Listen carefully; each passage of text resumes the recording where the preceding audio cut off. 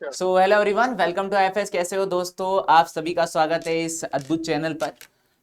आप सभी को मैं बहुत सारे ऐसे एस्पिरेंट से मिलवा रहा हूँ। जान रहे हैं हम कि आखिरकार इनकी क्या स्ट्रैटेजी है, किस तरीके से एग्जाम को क्वालिफाई कर रहे हैं और आखिरकार ऐसा क्या कर रहे हैं जिसके कारण एग्जाम को क्वालिफिकेशन करना आसान इनके लिए हो जा रहा है। मिलते हैं ऐसे ही और एक एस्पिरेंट से और जानते हैं इनकी कहानी इन्हीं की जुबानी। मिलते हैं दीपांजन से। Welcome Dipanjan. Hello sir, good evening. Dipanjan, सबसे फर्स्टली तो आप मुझे ये बताइए कि इस एग्जाम का रिजल्ट आपका क्या रहा? ये सर, नेट का इस बार मेरा नेट क्लियर हुआ है, LS with the rank 20। Rank क्या बताइए आपने? 20 सर, 20। 20 रैंक। ओके ओके, तो आपको क्या लगता है क्या गलती आपने इस बार करी जो कि आपको अब नेक्स्ट टाइम नहीं करनी है जेआरएफ करने के लिए? सर, मेरे को लगता है कि मेरा कुछ वीक पॉइंट्स है, जैसे लाइक मैं बेसिकली जिस बैकग्राउंड से हूँ, मेरे लिए ecology, plant biology, developmental biology, ये सबसे इन दिनों ज्यादा क्वेश्चन आ रहे हैं। तो मैं नेक्स्ट टाइम इसी क्वेश्चन को कंटिन्यू, मतलब थोड़ा ज्यादा प्रैक्टिस करके जाऊंगा ताकि मेरा जेआरएफ सिलेक्शन हो सके। Okay okay. These are the- और वैसे आप आईएफएस के किस प्लेटफॉर्म के साथ कनेक्टेड थे? तो मैं रिकॉर्डेड बैच लिया था, और उसके अलावा आपका पीवाईक्यू सीरीज भी अलग से लिया था। और यूट्यूब का प्लेटफॉर्म में लाइव लेक्चर तो होता ही था। Okay okay.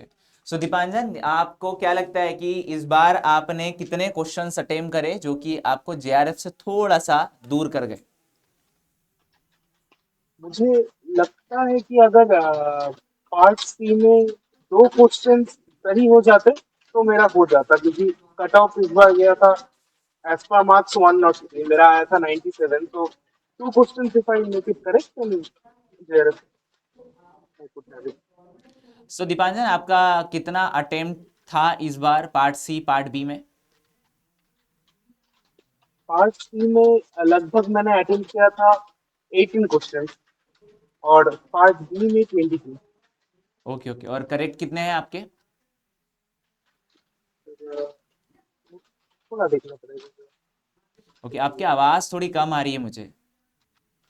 हाँ सर, इधर मौसम थोड़ा खराब है, बारिश हो रहा है। Okay okay okay. Dipanjan, next मेरा ये क्वेश्चन है कि आपका वैसे मास्टर कब कंप्लीट हुआ है और किस सब्जेक्ट से हुआ है? मेरा इसी साल मास्टर्स कंप्लीट हुआ है बायोकेमिस्ट्री में। काय में? Central university of Kerala. Okay okay. नहीं, किस सब्जेक्ट की मैं बात कर रहा हूँ, सब्जेक्ट किस सब्जेक्ट में हो? Biochemistry, biochemistry. अच्छा, बायोकेमिस्ट्री में आपका हुआ है, बहुत बढ़िया।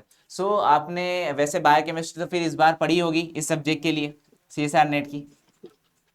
हाँ और ऐसी कौन सी यूनिट लगी आपको इस बार की जो बहुत ज़्यादा हार्ड आपको लगी हो बायोकेमिस्ट्री सब्जेक्ट से? सर, सम क्वेश्चन सर, कुछ कुछ तो कंबाइंड क्वेश्चन रहे थे, लाइक जेनेटिक्स और मॉल बायो को एक साथ कंबाइन करके। हालांकि इन दिनों प्रीडिक्ट भी डायरेक्ट नहीं आता, उससे रिलेटेड आपका मॉलिक्यूलर बायोलॉजी से भी आता है। देन आरएचएलपी, ये सब वगैरह से क्वेश्चन आता है, तो ये थोड़ा प्रैक्टिस करके जाना चाहिए अगर कोई उस क्वेश्चन का अटेम्प्ट करना चाहता है तो। कॉलेज के साथ कैसा डेली शेड्यूल था आपका वाला? कि आप कैसे पढ़ते थे? जैसे कि आपने कहा रिकॉर्डेड कोर्स भी आपने लिया था, तो फिर कॉलेज के साथ साथ रिकॉर्डेड कोर्स को किस पढ़ने का क्राइटेरिया क्या था आपका?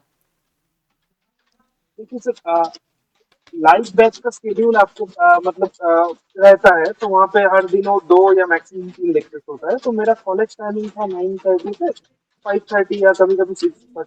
जब लैब चलता था डिसर्टेशन तब, हालांकि टाइम 8 या 9 बज जाता था। तो जिस दिन टाइम मिलता था उस दिन जितना कोशिश हो सके, मतलब कवर दो या तीन लेक्चर, या फिर जिस दिन अगर लैब रहता है तो एक लेक्चर। लेकिन हाँ, एक जो काम है पीआईक्यू हमेशा करना चाहिए, मतलब प्रैक्टिस क्वेश्चन जितना भी हो, मतलब जिस दिन अगर कम भी हो, 50 भी हो, तो वो करना चाहिए, वो एक प्रैक्टिस रखना चाहिए। ओके। और क्या लगता है आपको कि आपने कितने हावर्स स्टडी करी है इसके लिए, कितना एफर्ट्स लगाया है? अगर दिन में 3 से 4 घंटे अगर दिया जाए तो डेडिकेटेडली सीएस एंड नेट के पीछे, तो हो जाता है। Okay okay. Thank you Deepanjan, and then thank you for your guidance और कॉन्ग्रेचुलेशन, आपका जो इस बार एलएस क्लियर हुआ है। होप सो नेक्स्ट टाइम ज़रूर जेआरएफ होगा। इसी डेडिकेशन से, इसी हार्ड वर्क से अगर कभी आप अपने अब नेक्स्ट एग्ज़ाम को दोगे तो आपका JRF ज़रूर कंप्लीट होगा। So thank you Dipanjan. Thank you. Okay.